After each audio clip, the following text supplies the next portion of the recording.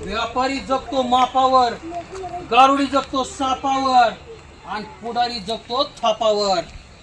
दादा येईन, काका येईन, मामा येईन, लय तुम्हाला काय काय सांगन.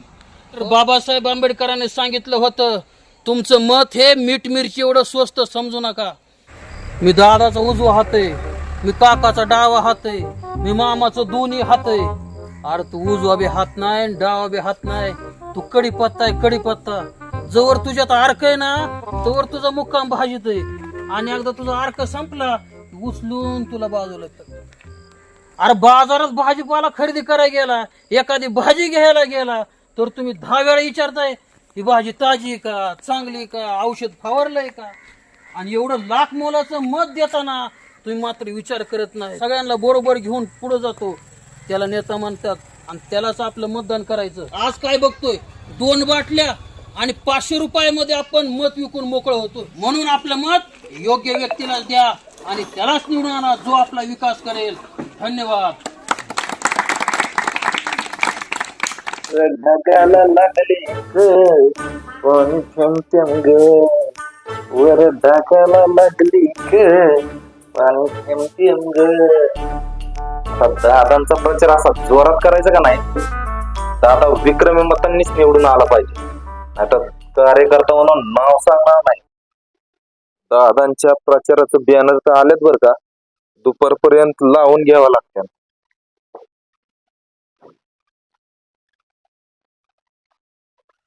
बंधू आणि भगिनींनो, या ठिकाणी आपण कशासाठी जमलो, कशासाठी, तर भावांच्या प्रचारासाठी आपण जमलेलो आहोत. यंदाच्या वर्ष असा प्रचार करायचा दाबून की भाऊंचा फुगा असा आकाशात गेला पाहिजे, उंच उंच. तर माझ्या बंधू आणि भगिनींनो, ही जबाबदारी कुणाची आहे? आपली, तुमची, माझी, सर्वांची जबाबदारी. आपल्या खांद्यावरती जबाबदारी आहे, मजबूत खांदा. आणि त्यामुळं कोणीही वेळ न दवडता प्रचार दाबून करायचा.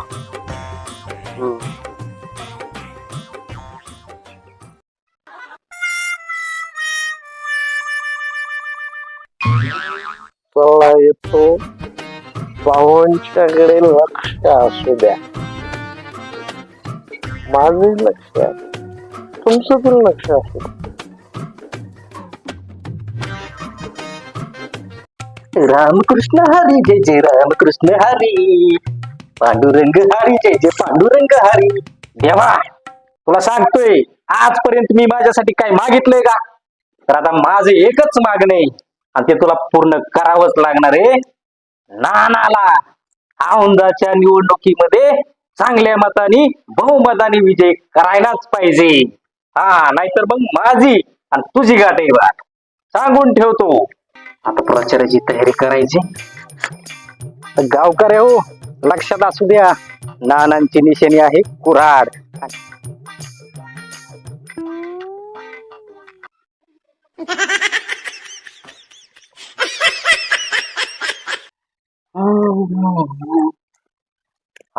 चला आता प्रचाराला जावं लागणार.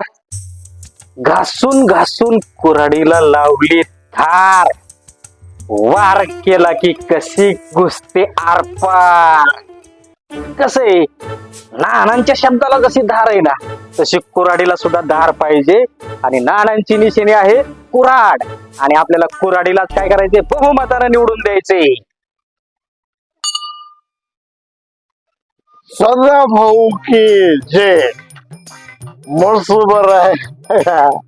आज मी तुला समोर साकडं घालतोय. आजपासून सदाभाऊंचा प्रचार मी फकऱ्या करतोय. यंदाच्या निवडणुकीमध्ये सदाभाऊला प्रचंड बहुमत मताने निवडून आणायची जबाबदारी कुणाची आहे? तुझी आहे, माझी. आणि मसुबा देवा, तुला माहितीये का, सदाभाऊचं निवडणूक चिन्ह काय? तर हा फुगा. ह्या फुग्याकडे नीट बघायचं. या फुग्याच्या चित्राच्या समोरचं बटन दाबायचं विसरायचं नाही अजिबात विसरायचं तो कामाला लागतो आणि प्रचार करतो. रवी भाऊ ओ रवी भाऊ या बाहेर या. नाम्या आलाय नाम्या. राम राम. रवी भाऊ तुम्ही पण भाऊ आहेत आणि आमचे जे काही उमेदवार आहेत ते सदा भाऊ आहेत.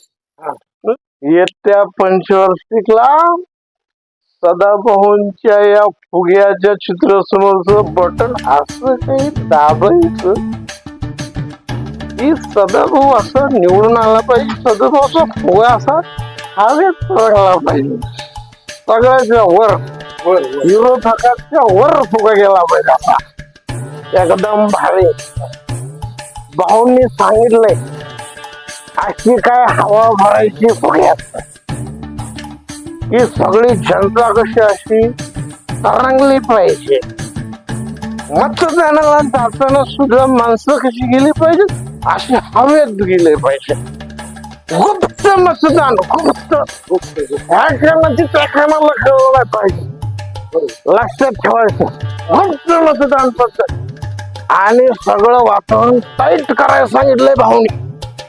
हा सगळं वातावरण मी कसं टाईट आहे असंच वातावरण सगळं टाईट करायचं आणि सगळे मतदार असे गेले पाहिजे मतदान झालं नाही ते ह्या क्षणाला कळलं नाही पाहिजे. हे फुगा लक्षात ठेवायचं. फुगा फुगा काय लक्षात फुगा फुगा फुगा लक्षात ठेवायचं. आणि रवी भाऊ हा फुगे ह्या फुग्यासाठी भाऊंनी हा फुगा दिला.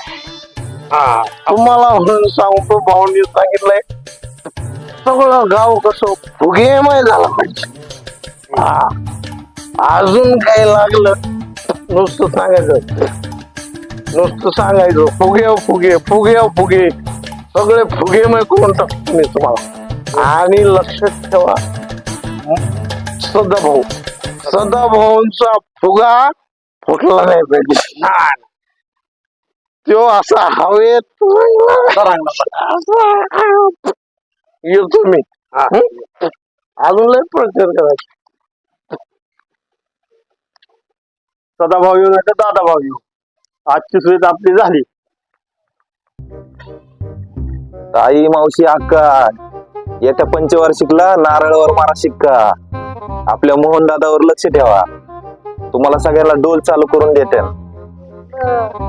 येतो.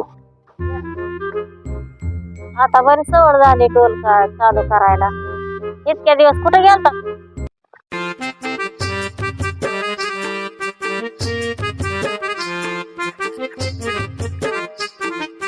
रामकृष्ण राजा भाऊ राम राम.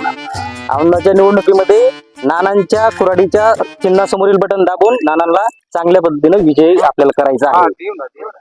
आणि तुम्हाला म्हणून सांगतो तुमची सुद्धा सोय करून ठेवलेली आहे. हो चला येऊ का मग. आला का काय ते पांडुनाना मला आलाय 10 वर्षात आता मत मागायला. अरे 10 वर्ष झालं मी कागद दिल्यात आणखीन माझ्या घराचं काम केलं नाही. अरे गळ्यात माळून पोटात काळ ते का अशी माणसं असतात रे बाबा. ते नको रे बाबा त्या कुऱ्हाडीला मतदान. विरोधक माझे विरोधक येते. तुझा नारळ नाही फोडला ना मोसला समोर माझं मी नाव नाही येत तुझ्या तुला पण दाखवतो कसं नाहीला बघतोच. मायला येतात याचं काही कधी पण आपण फुगा फोडू नका महाराज. त्यामुळे कीर्तन करायचं सोडून इकडं फिरतोय प्रचार करत. आता बघतोच आता. हा ना येताना आलंयच का आडवं मला. एक टाइम माझं आडवं गेलेलं परवडतं पण हे गावावरून वळवून टाकलेलं मला आडवं गेलं ना काय अजिबात परवडत नाही.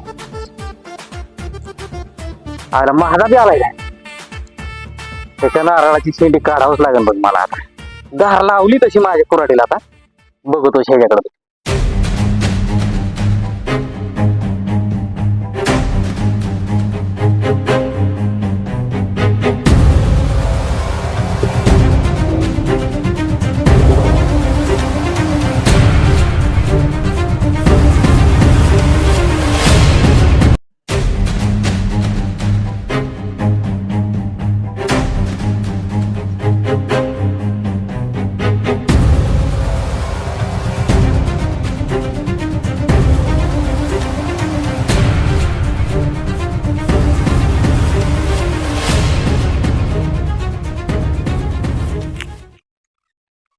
मायला विरोधक.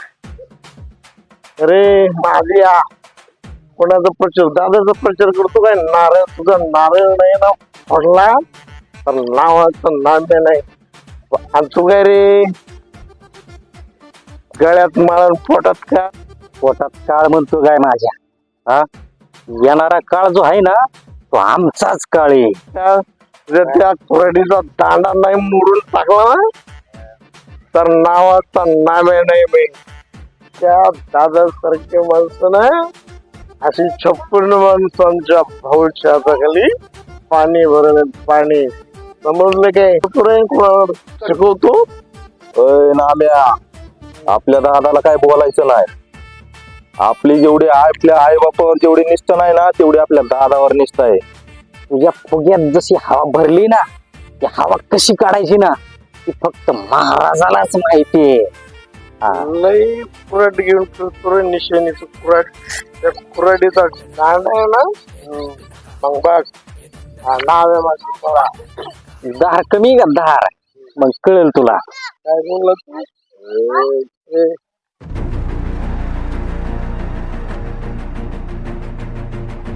काय केलं रे तुझ्या दादांनी? अरे काय केलं रे तुझ्या नानांनी? आमच्या भावांनी घरोघरी जाऊन मटण वाटले, दारूच्या बाटल्या वाटल्यात आणि काही काही नाही केलं भाऊंनी. हा काय केलं रे तुमच्या भाऊ दादांनी? काय नानांनी केलं काय? काय केलं सांगू? हा? रस्ता कोणी केलाय? रस्ता घरोघरी नानांनी नळ लावलेत. नळ हाय का त्या नळात पाणी? थोडच राहिले फक्त पाणी आहे का त्या नळात? पाणी पण येईल. हा काय तुझं दादाचं कौतुक सांगतो रे? हा असले दादा ना पाणी भरते पाणी. फक्त फुग्यात हवा हा. करू नको, हवा कमी होईल त्याची. अरे फुगा फुगा फुगा काय करतो तुम्हाला? नारळात ती पाणी ना बाहेर काढून मी झाडून ठेवतो. याला बघ धार किती. दादाच्या तंबाखूला किती चुना लागतोय हे दादाला माहित नाही, या फकड्यालाच माहिती. आणि म्या मळून दिल्याशिवाय दादाची पण तलप जात नाही. तू कर तांबाखू मार. हा, तुझ्या दादाची तलब जात नाही. तुझ्या दादाची तलब कशी घालायची ना मग हे मला चांगलंच नाही. बर तू बघतोस बोलायचं की. नाही मध्ये काय?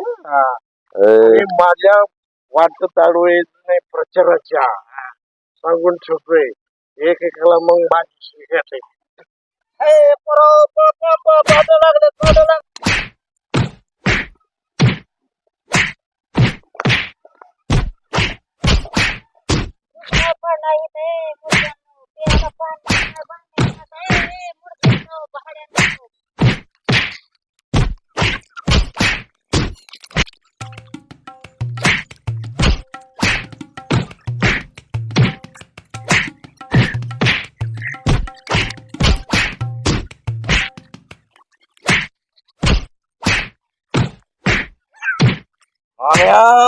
मी आला आता तू मेलो.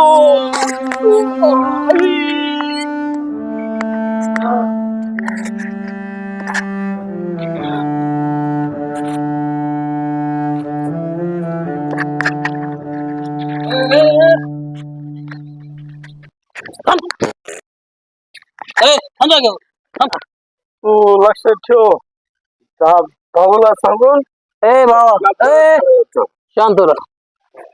अरे एवढं रागत जर देशासाठी व्हायला असतं ना तुझं पुतळ उभं केलं असतं. पुतळ कोणासाठी रक्त सांडताय तुम्ही? अरे ते महालामध्ये एसटीच्या ग्रुप मध्ये बसले तर आणि तुम्ही तर चौकात त्यासाठी भांडण करताय. अरे लाजा वाटलं पाहिजे तुम्हाला. ही लोकशाही का? बाबासाहेब आंबेडकरांना जी आवश्यक होती ही लोकशाही का? त्यांची चुकच झाली तुम्हाला मतदानाचा अधिकार दिला. अरे त्या इंग्लंड अमेरिकेमध्ये त्या महिलांना मतासाठी लढावं लागलं, आंदोलन करावले, तो मत मिळाली म्हणून ते मतदान करताना सुद्धा योग्य माणूस निवडतात. आणि तुम्ही ह्या दीड दमडीच्या माणसासाठी आपले डोके फोडून घेताय. अरे तुम्हाला लाज वाटलं पाहिजे. ए आणि दादाच्या तंबाखूला किती चुना लागतं हे आपल्या पट्ट्याला माहिती. अरे आई बापाला कोणतं औषध लागतं ही माहिती का तुला? हा आणि म्हणतो एवढी निष्ठा आहे माझ्या आई बापावर नाही तेवढी माझ्या नेत्यावर निष्ठा आहे. अरे तुला जन्म काय त्या नेत्याने दिला नाही, तुझ्या आई बापाने जन्म दिलाय त्यांच्यासाठी झगड. आणि तुम्ही कुशाल आहात? तुम्ही तर काय तुम्हाला कळाय पाहिजे महाराज आहे. तुम्ही लोकांना प्रबोधन करण्याचं काम करताय आणि कुशल राजकारणामध्ये शिरून भांडणं करायला लागलाय.